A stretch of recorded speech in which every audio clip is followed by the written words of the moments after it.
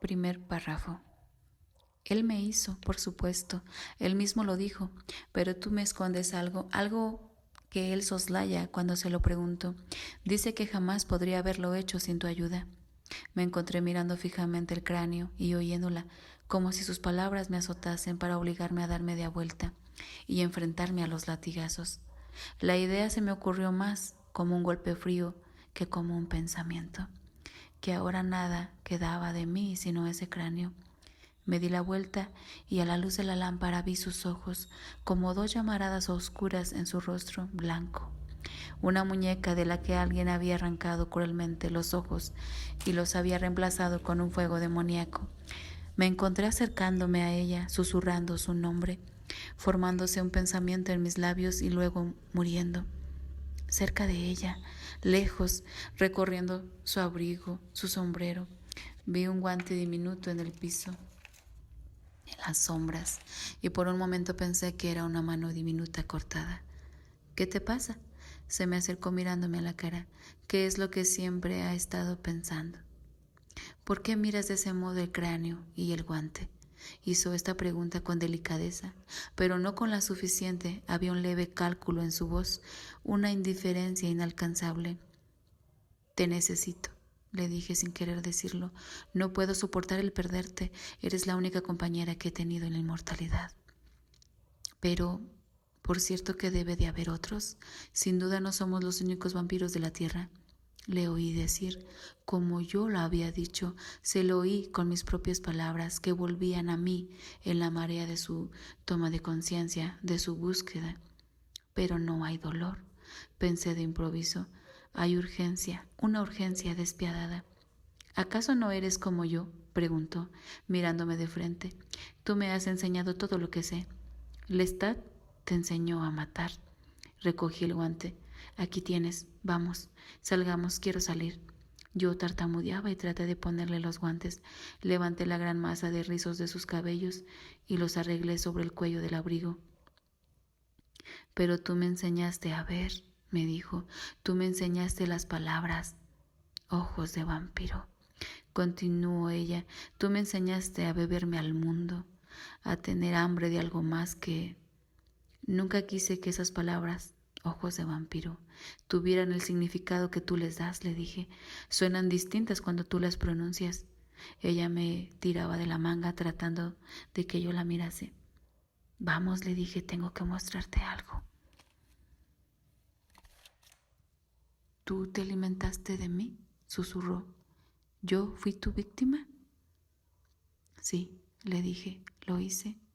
Hubo un momento tan elástico y doloroso que fue casi insoportable. Se quedó inmóvil en las sombras y sus ojos inmensos se concentraron en la oscuridad, en el aire cálido. Se elevó de repente, suavemente. Entonces dio media vuelta y oí el sonido de sus zapatos mientras corría, y corrió, y me quedé petrificado, oyendo los sonidos cada vez más débiles, y entonces giré. Se desató en mí el miedo creciente, enorme e insuperable, y corrí detrás de ella. Era impensable que no pudiera alcanzarla, que no la alcanzara de inmediato y le dijera que la amaba, que debía tenerla, que debía conservarla. Y cada segundo que corrí por la callejuela a oscuras, era como alejarme de mí. Gota a gota mi corazón latía hambriento y latiendo, y resonando y relevándose contra el esfuerzo, hasta que súbitamente me detuve. Ella estaba bajo un farol en la calle, mirando muda como si no me conociera. La tomé de la pequeña cintura con ambas manos y la levanté hasta la luz. Ella me estudió con su rostro contorsionado, la cabeza de costado como si no quisiera mirarme directamente, como si debiera reflejar una abrumadora sensación de repulsión. Tú me mataste, susurró. Tú me robaste la vida. Sí, le dije, cogiéndola de la mano para poder sentir los latidos de su corazón.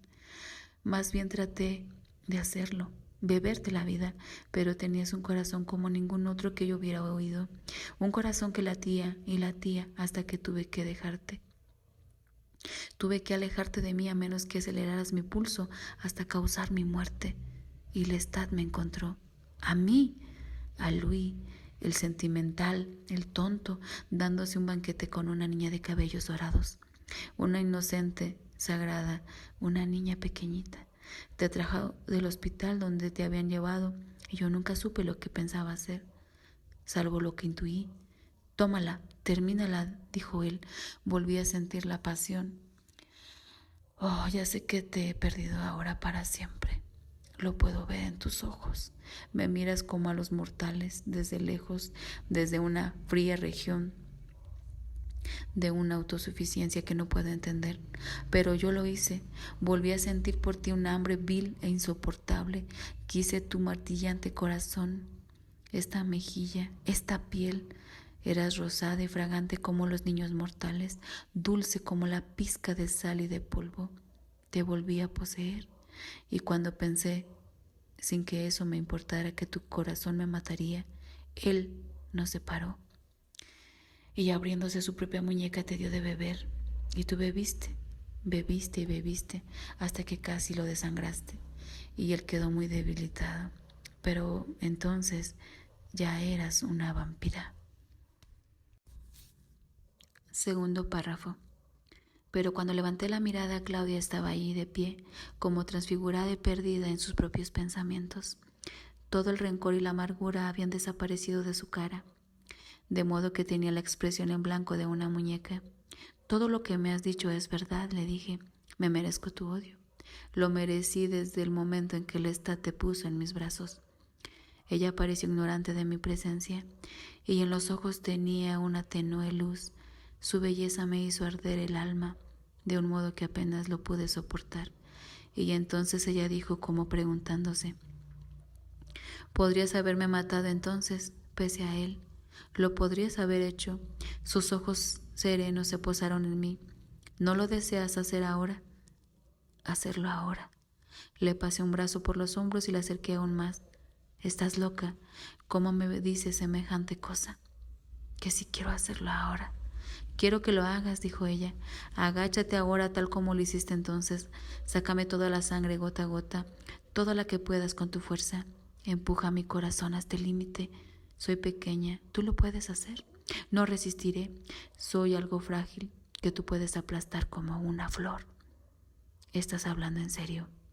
¿Hablas en serio?, le pregunté. ¿Por qué no pones aquí el puñal? ¿Por qué no lo retuerces? ¿Morirías conmigo?, me preguntó con un tono irónico y burlón. ¿Morirías de verdad conmigo?, insistió. ¿No comprendes lo que me está sucediendo? Que él me está matando, ese vampiro principal que te tiene en trance, ese con quien no quieres compartir conmigo tu amor.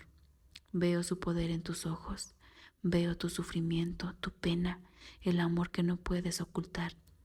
Dame de vuelta, haré que me mires con esos ojos que lo desean, te haré escuchar. Basta ya, no prosigas, no te abandonaré, estoy obligado contigo, ¿no lo ves? No puedo darte a esa mujer, pero estoy luchando por mi vida. Dámela para que ella pueda ocuparse de mí, completar el disfraz con que debo vivir, y él entonces podrá tenerte. Estoy luchando por mi vida. Yo me negué. No, no, no, esto es una locura, es una brujería, dije, tratando de desafiarla. ¿Eres tú quien no quieres compartirme con él? ¿Eres tú quien quiere todo ese amor? Si no de mí, entonces de ella. Él tiene más poder que tú. Te deja a un lado y eres tú quien quieres que él muera, del mismo modo que murió Lestat. Pues bien, ¿no me harás cómplice de esta muerte? Te lo digo, no de esta muerte. Yo no la convertiré a ella en uno de nosotros. No condenaré a las legiones de seres humanos que morirían en sus manos. Tu poder sobre mí ha terminado. No lo haré. Oh, si ella pudiera haberme comprendido. Si por un instante pude creer realmente en sus palabras contra Armand, que de ese distanciamiento que estaba más allá de la venganza, él pudiera desear egoístamente su muerte. Pero eso no significaba nada para mí en ese momento. Algo mucho más terrible que yo podía comprender estaba sucediendo. Algo que solo yo empezaba a comprender. Algo contra lo cual mi furia no era más que una burla. un intento vacío de oponerme a una voluntad tenaz. Ella me odiaba, me detestaba, como ella misma lo había confesado, y se me había encogido el corazón como si, al negarme ese amor que me había sostenido toda una vida, me hubiese dado un golpe mortal. Un cuchillo estaba ahí. Yo me moría por ella, me moría por ese amor, tal como me habría muerto aquella primera noche en que Lestat me la había entregado. Le había hecho fijarse en mí y le había hecho dicho mi nombre. Ese amor que me había abrigado en el odio que sentía por mí mismo, que me había permitido existir. Cómo lo había comprendido Lestat. Y esta noche, por último, su plan había fracasado. Pero algo superaba eso. En algún ámbito del que yo desaparecía mientras caminaba de un lado a otro, con las manos abriéndose y cerrándose a mis costados, sintiendo no solo el odio de sus ojos líquidos, era su dolor. Ella me había mostrado su dolor. Dame la inmortalidad con este disfraz desesperado, con esta forma indefensa. Me tapé los oídos con las manos como si aún estuviera pronunciando ella esas palabras, y se me derramaron las lágrimas porque durante todos estos años yo había dependido totalmente de su crueldad, de su absoluta carencia de dolor. Y dolor era lo que ahora me mostraba, un dolor innegable. Cómo se hubiera reído de nosotros Lestat. Por eso ella me había clavado ese cuchillo, porque él se habría reído. Para destruirme por completo, ella solo necesitaba mostrarme ese dolor. La niña que yo había convertido en vampira sufría. Su sufrimiento era igual al mío. Párrafo 3. Sus ojos se movieron lentamente hasta encontrarse con los míos, pero no dijo nada. El dolor en su rostro era terrible. Estaba desesperado por el dolor y al borde de una terrible emoción que quizás no pudiera dominar. Él temía esa emoción, yo no. Él sentía mi dolor con su poder sobrenatural que superaba al mío. Yo no sentía su dolor, no me interesaba en lo absoluto. Te comprendo demasiado bien, le dije.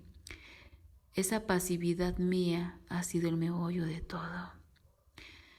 todo el verdadero mal, esa debilidad, esa negación a comprender una moralidad estúpida y fragmentada. Ese orgullo espantoso. Debido a eso, permití que me convirtieran en lo que soy, cuando sabía que estaba mal. Por eso permití que Claudia se convirtiera en la vampira en que se convirtió. Por eso permanecí a un costado y dejé que matara a Lestat cuando sabía que estaba mal. Y eso mismo fue su condena. Y Madeleine, Madeleine, dejé que llegara esto, cuando jamás tendría que haber permitido que se convirtiera en una criatura como nosotros. Sabía que estaba equivocado.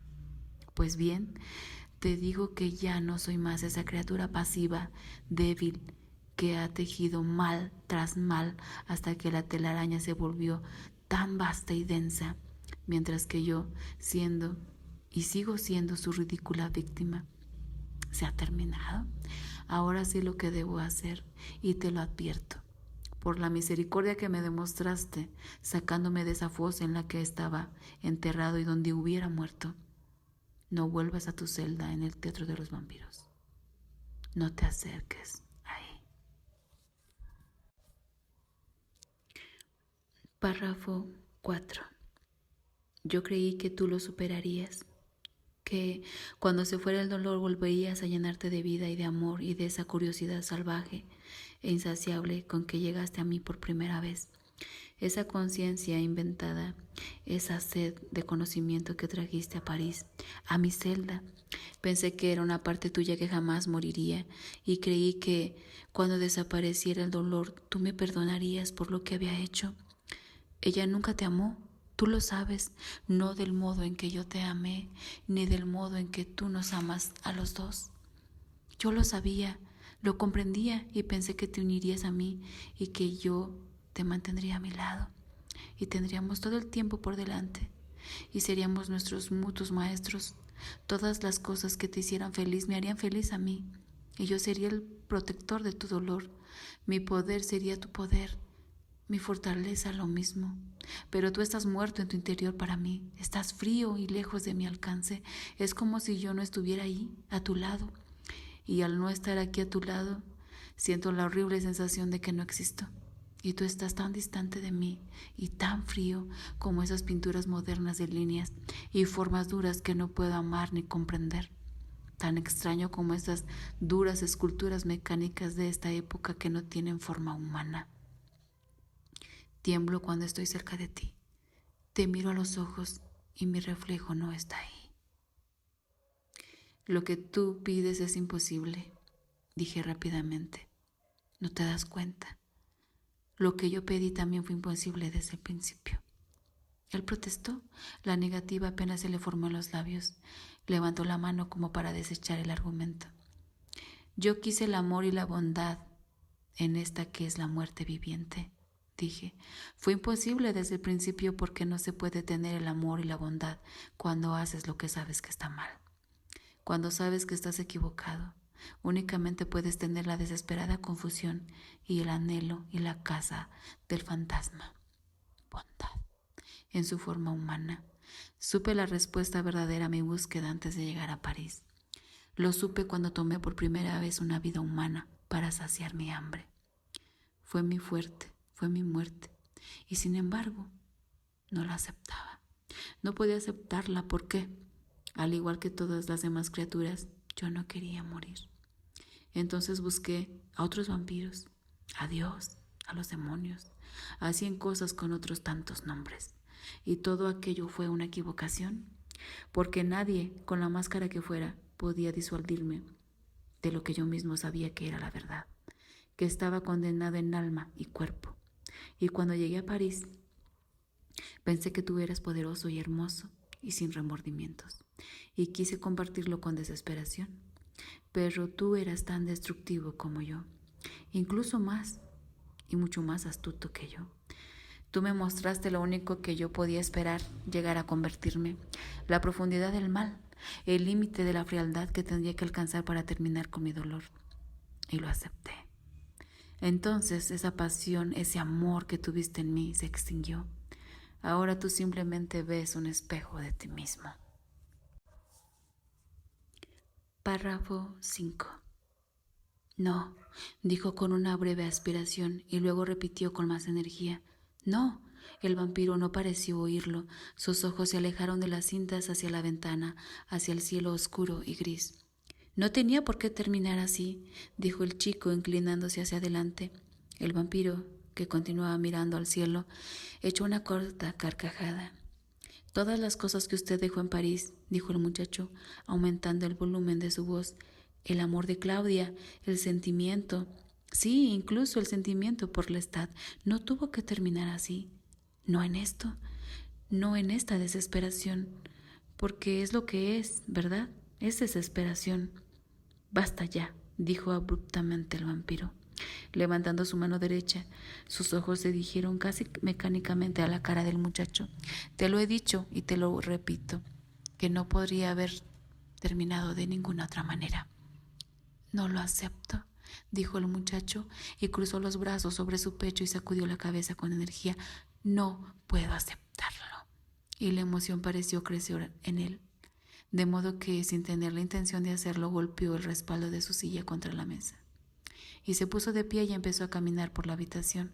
Pero entonces, cuando se dio la vuelta y volvió a mirar la cara del vampiro, las palabras que estaba a punto de decir se le ahogaron en la garganta. El vampiro simplemente lo miraba y su rostro tenía una lenta expresión de indignación y de amarga diversión. ¿No se da cuenta de lo que me ha contado? Fue una aventura como jamás conoceré en toda mi vida. Usted habla de pasión, habla de recuerdos, usted habla de cosas que millones de nosotros jamás saborearemos ni llegaremos a entender. Y entonces me dice que terminará de este modo. Le digo, y se detuvo ante el vampiro con las manos estiradas. Si usted me concediera este poder, ese poder para ver y vivir eternamente. Los ojos del vampiro empezaron a abrirse lentamente y separó los labios. ¿Qué? Preguntó en voz baja. ¿Qué? Démelo, dijo el muchacho y cerró la mano en un puño y el puño golpeó su pecho. Conviértame en vampiro ahora mismo, dijo mientras el vampiro lo miraba horrorizado. Lo que entonces sucedió fue confuso y vertiginoso, pero terminó de forma abrupta, con el vampiro de pie, cogiendo al muchacho de los hombros. El rostro del chico estaba contorsionado por el miedo y el vampiro lo miraba con rabia. ¿Es esto lo que quieres?, susurró, con sus pálidos labios manifestando únicamente la más leve señal de movimiento. ¿Eso?